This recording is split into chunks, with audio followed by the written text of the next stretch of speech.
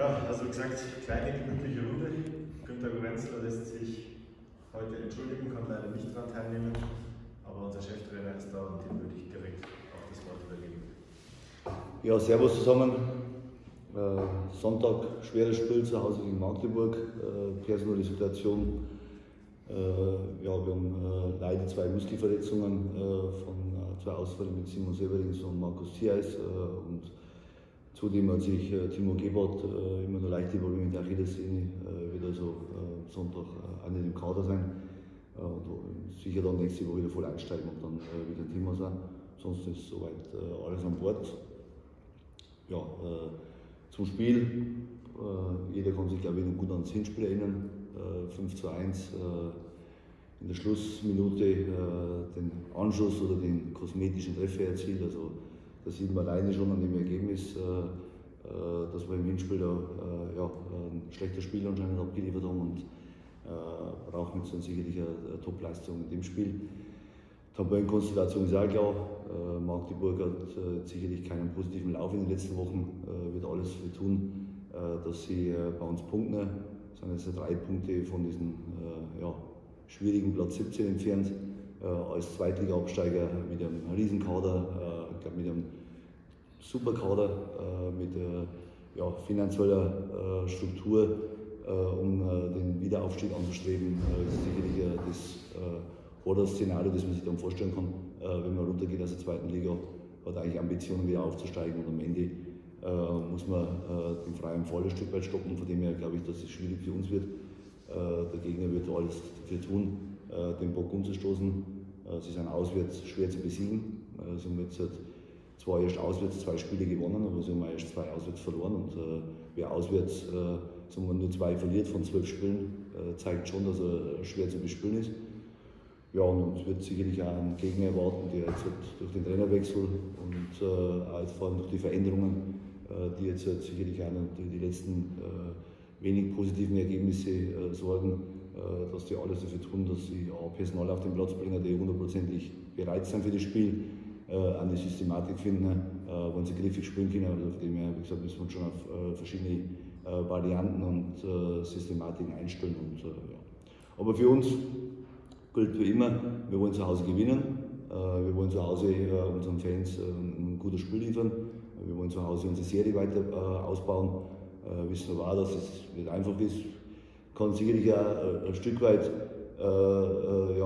oberflächlich nachvollziehen, dass die Unentschieden, die wir jetzt momentan so an den Tag legen, das eine oder andere vielleicht den einen oder anderen sauer aufstoßt, aber ich kann immer wieder daran erinnern, wir haben jetzt im Weppen gespielt, die waren am Platz vor uns. Unser letztes Unentschieden zu Hause war gegen die Mannschaft, die waren auch 2 Plätze vor uns. Also ich glaube, wir tun gut daran, die Dinge realistisch einzuschufen. Und das, glaube ich, im Sommer war das keine Spitzenmannschaft bei 60 zusammengebaut. Und wie ich übernommen habe, war das immer noch keine Spitzenmannschaft. Wir tun alles dafür, dass wir irgendwann eine Spitzenmannschaft werden. Momentan sind wir aber dann noch ein Stück weit davon entfernt. Wie gesagt, und deswegen sind Platz 3, Platz 2, Platz 1 sicherlich Träumereien. Aber die harte Realität ist der Platz 17. Und da haben wir 9 Punkte Vorsprung und wir können jetzt mit dem Konkurrenten, der hinter uns ist, haben wir wieder eine gute Chance, Boden gut zu machen und das Spiel letztendlich auf unsere Seite zu ziehen und dann Magdeburg am Ende dann auf 9 Punkte Abstand hinter uns zu bringen. Das wird am Ende der Plan für das Spiel sein.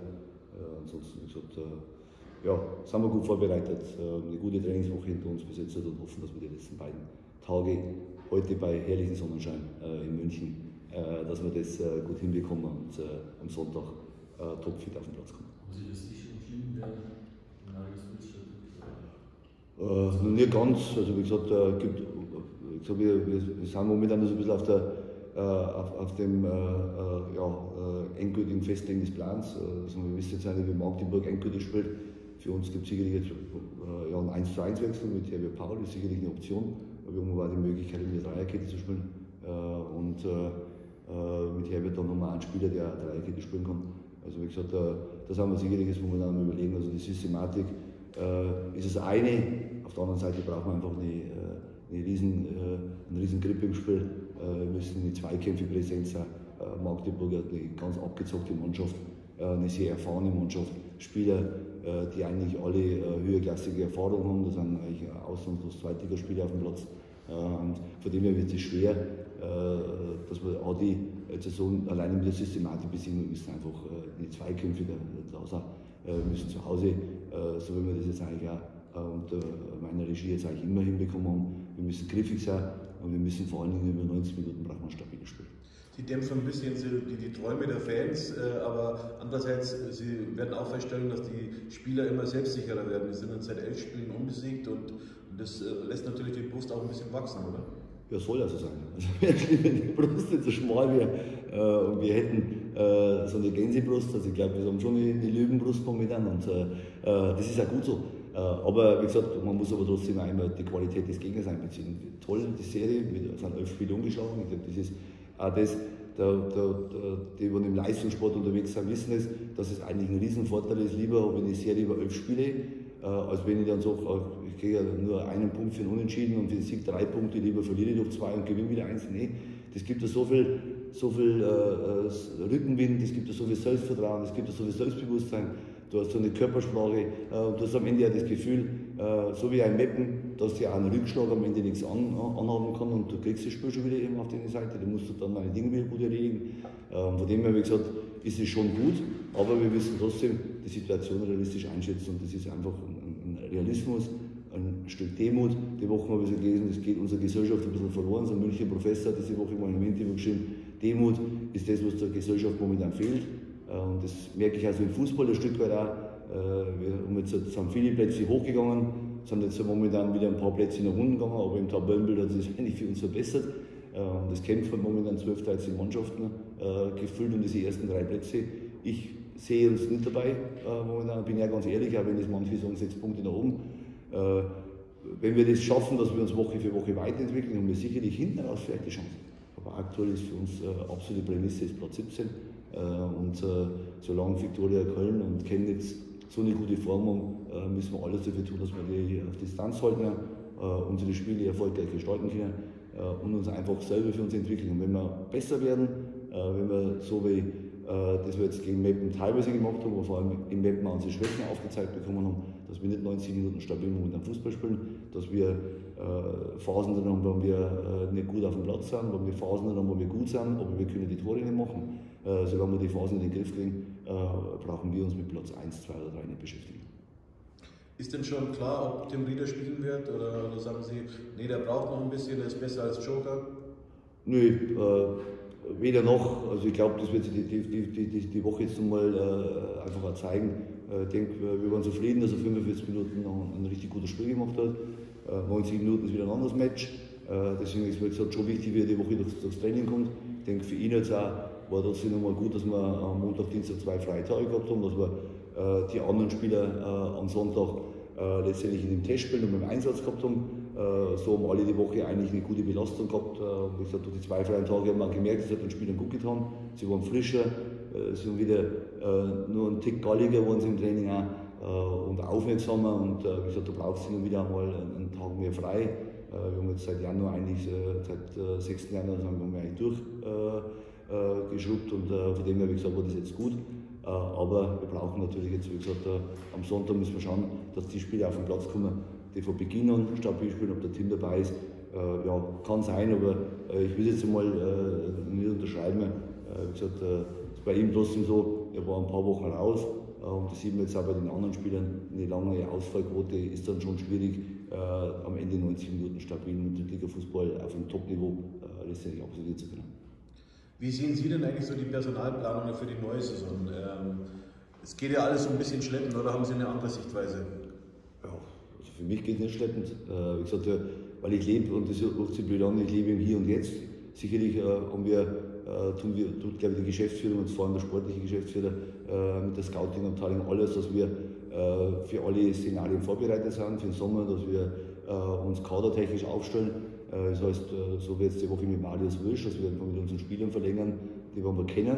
Und kennen tust du am besten die, was du jeden Tag im Training hast, vom Charakter, also vor allen Dingen, was sie momentan zu leisten imstande sind oder vor allen Dingen auch, das ist für mich das Entscheidende, wo du dich noch hin entwickeln kannst. Und das ist momentan das Feld, was wir aktuell beackern. Sicherlich dann auch noch alle Szenarien abzudecken, was könnte uns perspektivisch verstärken. Und bestimmt, das ist immer die Hauptaufgabe für mich ist, ich muss einfach aus der Mannschaft, die wir aktuell haben, die muss ich besser machen. Und damit wir in der Saison einfach noch eine super Saison ausmachen können. Und deswegen brauchen wir nicht beschäftigen, was passiert jetzt am 1. Juli, was passiert am 1. August, was passiert am 1. September, was ist an Kohle zur Verfügung. Die Dinge kann ich eh nicht beeinflussen, sondern ich kann beeinflussen, was wir heute um 13 Uhr im Training machen. Wenn wir heute um 13 Uhr richtig gut trainieren, wenn die Spieler wieder einen Sprung machen, dann freut mich das. Wenn die Spieler, jetzt auch vor allem die Mannschaft, ein Tick noch geschlossener wird, kompakter wird, jetzt auch vor allem die Situationen, die unser Gegner bietet, besser annimmt, dann sind wir auf dem Weg zu einer Spitzenmannschaft. Und das ist mein Job, das muss ich hinbekommen. Und deswegen interessieren mich momentan alle anderen Szenarien nicht einmal am Rande. Ich werde bezahlt, dass ich hier die Mannschaft für Sonntag top vorbereite. Das ist mein Job hier und mit dem setze ich mich 24 Stunden am Tag auseinander. Aber trotzdem würden Sie die Mannschaft gerne in der Spitze verbessern? Ja, das will ja jeder Trainer. In der Spitze, ich will vor allen Dingen den ersten Punkt einmal verbessern, dass wir einfach jeder Spieler besser wird. Und wenn wir jetzt so den Kader mal anschauen, ich glaube, wir haben schon große Schritte gemacht seit November. Es haben die junge Spieler in den Vordergrund gespielt, also haben vor allem jetzt auch ältere Spieler, haben einfach nochmal einen Leistungsschub gekriegt. Da ist jetzt nicht bloß Sascha Mölders gemeint, sondern Philipp Steiner und Erben und Berzle, kannst du nehmen, wenn du willst. Wir sind einfach grundsätzlich besser geworden. Und das wird auch für die Zukunft, sind wir nicht befreit davon, dass wir diesen Prozess einstellen, dass wir den Prozess unterbrechen, sondern, und das ist das Gute, wenn du einen Haufen Leute im Training hast, jeder muss wachsen sein, jeder muss am Ende auch versuchen, für sich das nächste Level zu erreichen oder zumindest, wenn er momentan ein gutes Level hat, dass er das Level bestätigt. Und wenn er das Level nicht bestätigen kann, dann spielen andere dafür. Wie gesagt, und deswegen ist das der Prozess, der mich beschäftigt und alles andere ist Zukunftsmusik und mit Dingen, die am Ende nicht greifbar sind, da wo ich nichts davon habe, da wo ich dann nur mehr oder weniger rumfantasiere, bringt mir nichts und für mich ist entscheidend, was wir heute im Training haben, was wir morgen im Training haben, wie die Spieler das Training annehmen und weil wir als Ende, und das ist glaube ich immer bei einem großen Kader und in der Saison, wo dann schon so ein Stück weit manche Spieler sich vielleicht ein bisschen außen vor fühlen, dass der Teamgeist einfach in Ordnung bleibt, dass die Kabine lebt, dass wir in der Kabine einfach eine gute Stimmung haben und jeder sich am Ende dem Ziel unterordnet und einordnet, dass die Mannschaft und der Verein erfolgreich ist. Wie ist für Sie aktuell die Spitzenmannschaft in der Liga, außer Bayern? Ja, Bayern hat so den besten Kader in der Liga. Das wird jetzt vorher schon, wenn wir gegen sie gespielt haben vor ein paar Monaten, wir haben die größte Gehaltsstruktur, wir haben den größten Wert der Spieler, also ist die beste Mannschaft, Punkt. Und dann gibt es sicherlich Mannschaften, die vielleicht jetzt dann mehr Erfahrung haben. Ich denke, dass schon die Mannschaften, die jetzt aktuell vorne sind, Top-Kader haben, ob das jetzt halt Duisburg, Ingolstadt ist und vor allen Dingen auch Braunschweig und Magdeburg. Das sind für mich Mannschaften, die haben das Gehaltsvolumen, das entsprechend ist, die haben auch die Kaderstruktur mit erfahrenen Spielern, mit routinierten Spielern, mit Spielern, die wissen, wie es geht, aber auch mit jungen, interessanten Spielern. Und das haben wir auch im Meppen gesehen, da sind Spieler drin, da sind Einzelspieler drin, die würden in unserer Mannschaft auch zu den Top 3 oder zu den Top 5 gehen. Oder auch Mannheim. Wichtig wird für uns immer sein, dass wir trotzdem jedes Spiel gut hinbekommen, aber wenn vielleicht die individuelle Qualität der Spieler vielleicht vom Gegner besser ist. Das haben wir zu Hause gegen Braunschweig gesehen, dass wir dazu imstande sind, solche Mannschaften besiegen zu können. Und wir haben auch gesehen, dass wir gegen extrem ausgeglichen, aber auf einem sehr, sehr guten Niveau ausgeglichene Mannschaft in Mannheim, dass wir die auch fußballisch beherrschen können. Aber, bewusst aber, dass uns Details noch fehlen, dass wir die Mannschaften auch deutlich schlagen können. Deswegen brauchst du einfach, um eine Spitzenmannschaft zu sein, musst du die Spiele gewinnen. Aber, und das sieht man auch, Duisburg hat eigentlich einen riesen Lauf. Und da sagen manche, wir haben jetzt in Zwickau mit 2-2 gespielt, in Zwickau 2-2 zu spielen, das ist alle Ehren wert. Und im Meppen 1-1 zu spielen, das ist ein Top-Ergebnis. Und ich weiß, dass natürlich immer die Fans natürlich sagen, was ist Meppen? Wo kommen die her überhaupt? Gibt es die überhaupt? Ja, die sind einen Platz vor uns, die haben eine Top-Mannschaft, die spielen eine super Saison und haben einfach den Kurs, den sie eingeschlagen haben, den verfolgen sie beharrlich und das ist genauso ein Zwickau. Und da sieht man jetzt auch, dass es gegen solche Mannschaften einfach schwer ist. Und du musst Woche für Woche an eine Grenze gehen und die Liga ist ausgeglichen. Deswegen spielen gefühlt 13 Mannschaften um den Aufstieg. Aber wir spielen gefühlt aber auch 15 Mannschaften um den Abstieg irgendwie so. Und deswegen ist es immer so, wo bist du jetzt? Und ich weiß, dass die Leute, die mit der Saison momentan schwer was anfangen können, ja, sind jetzt wie vorne dabei, sind wir hinten dabei, sind wir im Niemandsland, wir sind weder vorne dabei noch hinten dabei noch im Niemandsland. Wir sind in einem harten Wettbewerb, stecken wir. Und da haben wir jetzt momentan spielt ab 22 oder 23. Und in dem Wettbewerb müssen wir uns Woche für Woche strecken. Und wo die Reise hingeht, können wir erst in ein paar Wochen richtig beantworten. Ich hoffe, und das ist meine inständige Hoffnung, da tue ich alles dafür, dass wir ein Thema abpacken können, und das ist der Platz 17. Dass wir uns mit dem Thema mal irgendwann einmal nicht mehr beschäftigen müssen, und momentan müssen wir uns damit beschäftigen. Das ist einfach der Respekt vor der Liga, das ist der Respekt vor den gegnerischen Mannschaften, dass wir uns mit diesem Platz 17 beschäftigen müssen, ob wir wollen oder nicht. Und das ist auch unserer Mannschaft geschuldet, weil wir haben hier keine Spitzenmannschaft verpflichtet, wir haben hier keinen Etat von 10, 20, 30 Millionen, keine Ahnung, was man da braucht, damit man eine Spitzenmannschaft, sondern wir haben eine Mannschaft, die interessant ist, die talentiert ist, die irgendwo auch in so eine Besonderheit in manchen Situationen hat. Und das gilt so weiterzuentwickeln, damit wir am Ende in der Liga unsere erste Saisonziel erreichen. Das ist mit dem Platz 17 weit weg zu sein und am Ende rechnerisch mit dem Platz nichts mehr zu tun. Was fehlt den 60 zu einer Spitzenmannschaft aus Ihrer Sicht? Ach, vieles, das ist ganz, ganz vieles. Also das ist, wenn man 11 Spiele umgeschlagen ist, dann sagt man, man hat schon vieles. Nein, ich sehe natürlich auch viel Gutes, was wir können, keine Frage. Wir haben eine Riesenmentalität, wir haben mittlerweile eine gute Spielstruktur, wir haben Spielkontrolle in vielen Bereichen. Aber wenn du Spielkontrolle hast, musst du deine Dinge zu Ende bringen. Wir haben in Meppen, nach der Halbzeit 20 Minuten lang, waren wir die bessere Mannschaft. Da haben wir dann bis der Meppen wieder umgestaltet, haben wir das Spiel relativ gut im Griff gehabt auch, aber wir schießen dann nur ein Tor. Und wir haben aber auch nicht dann in der Phase, wenn wir das Spiel im Mittelfeld eigentlich so mal im Griff gehabt haben, haben wir uns aber auch nicht so viele Torchancen ausgespielt. Sondern wenn du eine Überhand ganz kurz im Spiel hast, dann musst du Torchancen ausspielen, so wie es uns das gegen Mannheim gelungen ist, gegen Braunschweig gelungen ist. Da musst du Überhand halten und dann musst du die Torchance aber auch, dann auch verwerten. Das machen Spitzenmannschaften.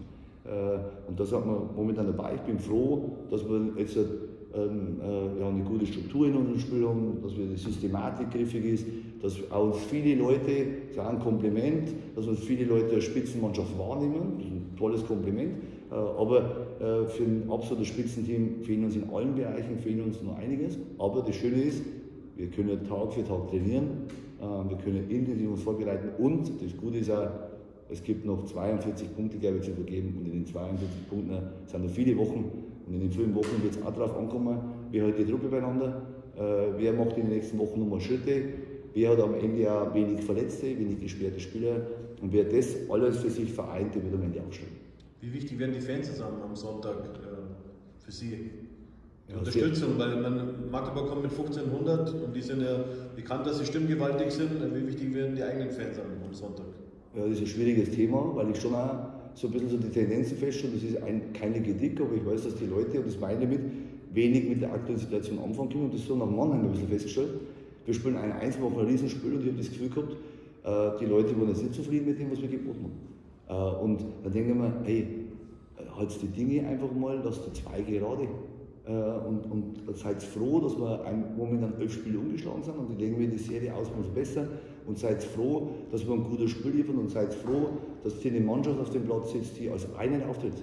Und deswegen, wie gesagt, wird es schon auch wichtig sein, dass die Fans jetzt auf den Sonntag ein gutes Gespür haben. Dass sagen, die hauen sich richtig rein und wir brauchen eine maximale Unterstützung, sowohl vor dem Spiel, also die kompletten 90 Minuten, aber vor allen Dingen auch am Ende vom Spiel, wenn es abgepfiffen ist. Und nicht, dass manche dann sagen, jetzt haben wir unentschieden schon wieder gespielt, jetzt hätte man eine riesen Chance gehabt. Ja, die Chancen gibt es in den nächsten Wochen auch noch. Da muss keiner irgendwie glauben, dass die Saison irgendwie in Schutt und Asche mit dem Spiel getreten wird. Und das, glaube ich, wird wichtig sein und ich hoffe schon, dass wir vor allem jetzt auch im Heimspiel, dass wir die Fans so sensibilisiert sind, dass, und das meine nicht bloß die Kurve, sondern auch Stehhalle, Haupttribüne, dass wir alle auf unserer Seite haben und sagen, hey, die pushen uns so nach vorne. Das war gegen Braunschweig so. Natürlich ist es dann euphorischer, wenn du 4-1 führst, keine Frage. Aber wir müssen auch solche Momente wieder kreieren, wie gegen Unterhaching. Also Es ist in der 90+3 kannst du das 2 einschießen. Und nicht in der 85., nicht in der 70. und sagst, du schießt das 3-4, da kann jeder jubeln. Sondern das müssen wir hinbekommen, dass wir da, so wie die Mannschaft auch konsequent spielt, dass wir auch Fans haben, die uns konsequent von der ersten Minute bis zur letzten Minute und auch wenn mal was schief geht, uns unterstützen und auch an unserer Seite sind. Heißt das dann, dass der Push so in den letzten Wochen so ein bisschen gefehlt hat von den Fans, weil sie eben, oder wie wollen Sie das genau darstellen, oder wie stellen Sie das fest, dass die Unterstützung nicht so euphorisch ist wie oder unter dem Spiel gegen Braunschweig?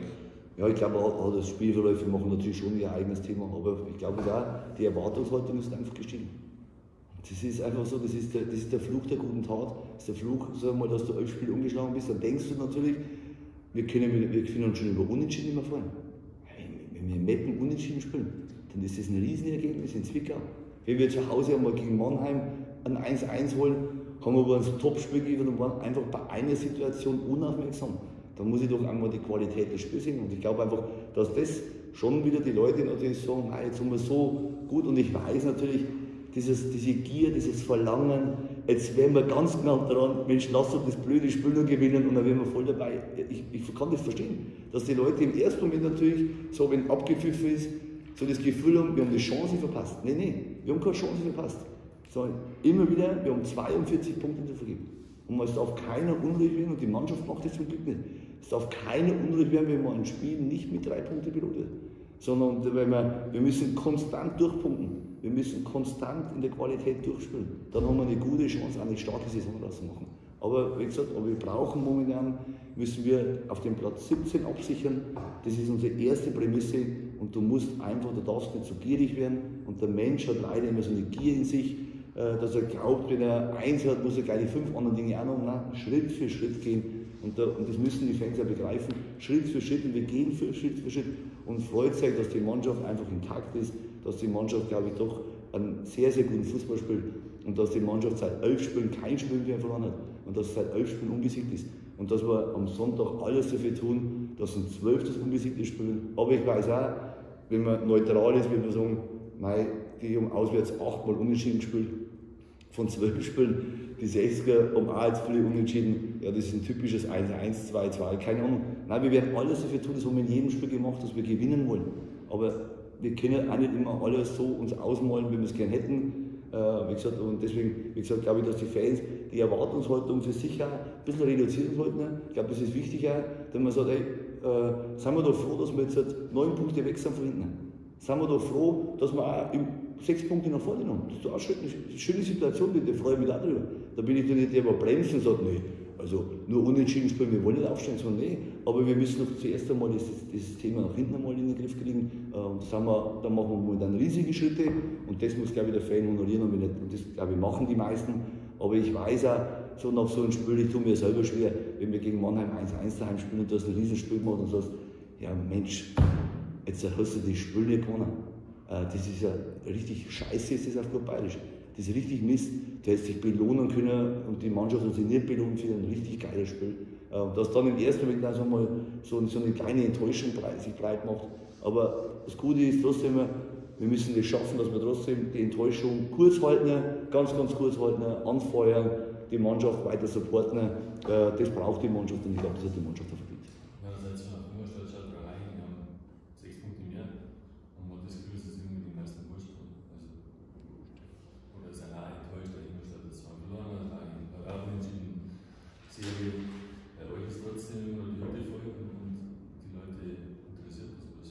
Ja, Gott sei Dank. Deswegen bin ich ja hierher als Trainer hergegangen, weil ich das Gefühl habe, dass im Verein einfach viele Leute interessieren und dass es keinem am Arsch vorbeigeht. Und das, glaube ich, ist A und O, dass die Leute sich mit dem Verein erleben und deswegen tritt sich auch so eine kleine Enttäuschung ein bisschen breit und man sagt, Mensch, und das haben wir jetzt eigentlich gefühlt seit 6 oder 8 Spielen, habe ich das Gefühl, jedes Spiel ist das Wichtigste, als geht das Spiel entscheidet, ob es nach oben oder unten geht. Käse, völliger Käse. Es gibt 42 Punkte, wir werden in den nächsten Wochen immer wieder mal an diese gefühlte Weggabelung kommen. Gehen wir links, gewinnen wir, dann gehen wir vorne, gehen wir rechts, gewinnen wir nicht, ist alles Mist. Käse, das ist völliger Schwachsinn, sondern es geht 42 Punkte und man sieht, die Liga ist schwierig. Die Liga ist deswegen nicht schwierig, weil vorne schwache Mannschaften sind, sondern weil einfach die hinteren Mannschaften auch Qualität haben. Es wird jener nochmal kommen, da will man sich auch darauf einstellen. Es werden andere Mannschaften sagen, möchtest du am Wochenende in Halle spielen? Nein, ich nicht. Also egal wo du spielst, hast du das Gefühl, ist schwierig. Es gibt sicherlich 2, 3 Mannschaften, wo du momentan das Gefühl hast, die können jetzt momentan in der aktuellen Form wenig punkten, aber von den 20 Mannschaften hast du das Gefühl, 16, 17 Mannschaften sind immer in der Lage zu punkten, egal gegen wen die spielen. Und das macht es auf der einen Seite, vielleicht ist es eine Schwäche, keine Frage, der Spitzenmannschaften, aber ich glaube, das ist eine Stärke und das macht die dritte Liga interessant, dass du vor dem Spiel nicht weißt, wie es ausgeht.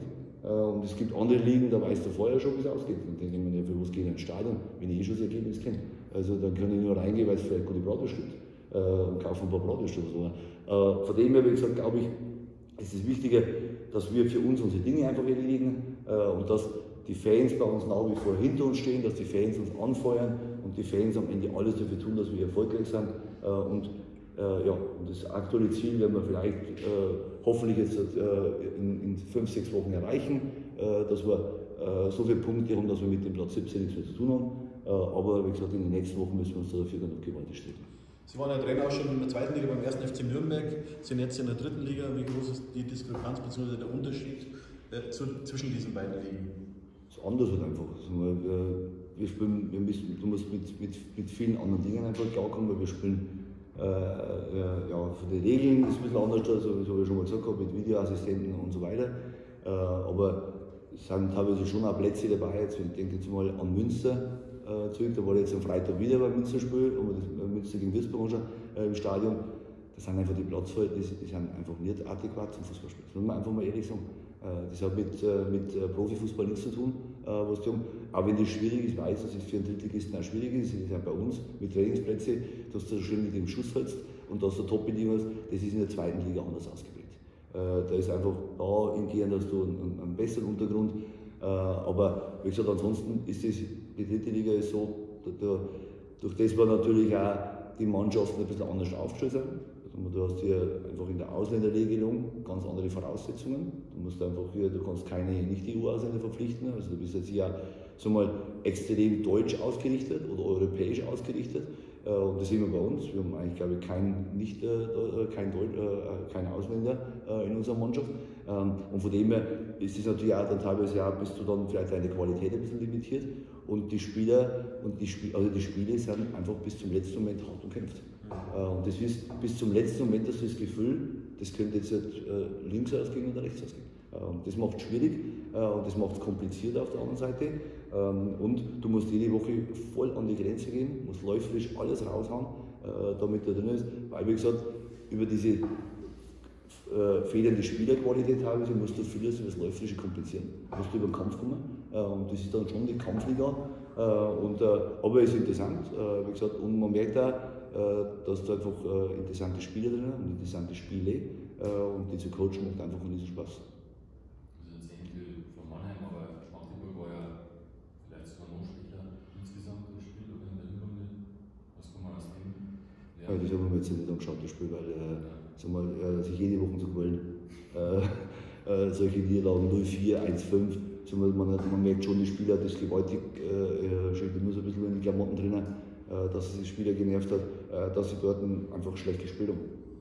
Ich glaube, das war einfach ein grundsätzliches, nahezu kollektives Versagen, was Einstellung betrifft, was Kampfbereitschaft betrifft, das war einfach dann so. Und das müssen wir am Wochenende hinbekommen. Aber wie gesagt, Magdeburg hat jetzt, wie gesagt, nach dem Sieg halt dann auch einen kurzen Flow gehabt. Aber jetzt sind sie halt auch seit Ende November, tun sie sich schwer, einfach Spiele zu gewinnen. Und so einen Trainerwechsel hinter sich, aber haben Spieler drin, die hätte ich auch ganz gern. Also wie gesagt, das ist eine Top-Mannschaft. Wie gesagt, da wird schon schwer, dass wir am Ende das 1-5 uns revanchieren können, in Anführungsstrichen, weil Revanche ist eigentlich nicht, sagen wir, die Voraussetzungen sind wieder ganz andere. Es sind zwar andere Trainer, bei jeder Mannschaft ist ein anderer Trainer an der Linie. Und kann man auch vorstellen, dass die Mannschaft, die am Sonntag gegen uns spielen von Magdeburg, wenig gemeiner mit der Mannschaft, die uns 5-1 geschlagen hat. Wie weit ist der Dennis Erdmann Hilfe als Ex-Magdeburg? Ja, eher weniger. Da siehst du eher andere Informationen, weil so ist ein neuer Trainer da und was wolltest du Dennis zu sagen? ich unterhalte mich grundsätzlich mit meinen Spielern gerne über die Vorgängervereine, weil es mir einfach dann auch ein bisschen ich ein besseres Gefühl gibt, die Spieler zu verstehen. Weil so, jeder Spieler, wo er gespielt hat er sicherlich auch was Positives mitgenommen und er hat sich auch positiv eingebracht und ich glaube, dass Dennis Erdmann jetzt auch eine gute Magdeburger Zeit gehabt hat und dass die Magdeburger, glaube ich, nicht negativ über ihn reden. Im Gegenteil, sie haben ihn sehr, sehr positiv in Erinnerung und von dem her, wie gesagt, das finde ich immer interessant, einfach so ein bisschen dann sowas, so ein Gefühl dafür zu kriegen, warum hast du dort gespielt, wie war das für dich und so weiter. Und das ist einfach dass du den Spieler auch besser handeln kannst. Und ja, Dennis von Magdeburg einfach in höchsten Tönen spricht er davon. Ist ähnlich wie hier, ein Verein, der ein geiles Stadion hat, der Fans hat, die das Stadion voll machen. Und das sind keine 8000 reinpassen, sondern ein bisschen mehr. Und die Stadt und die ganze Region am Ende ja diesen FC Magdeburg lebt. Und das macht es halt dann für uns auch schwierig, weil es hoch emotional ist.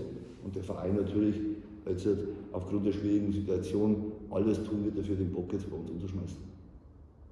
Kennen Sie den Billy Wollitz persönlich? Nein. Also wie gesagt, haben wir einen Spieler gesehen, da habe ich ihn geschätzt, mit den Osnabrück damals richtig als Fußball unterwegs war, weil er genau das, was er glaube ich jetzt auch von seinen Spielern verlangt, hoher Einsatz, Ärmel hochkrempeln bis zur letzten Minute als Spieler sinnbildlich verkörpert hat. Aber ich habe jetzt mit ihm weniger zu tun gehabt, sondern der hat sich momentan gesagt, wir waren nie in den gleichen Ligen unterwegs. Gut. Dann weise ich zum Schluss noch darauf hin, weil ich war selber in Münster bei dem Spiel mit dem rassistischen Vorfall. Also wie gesagt, es wird am Sonntag eine Aktion geben in allen Drittligastadien.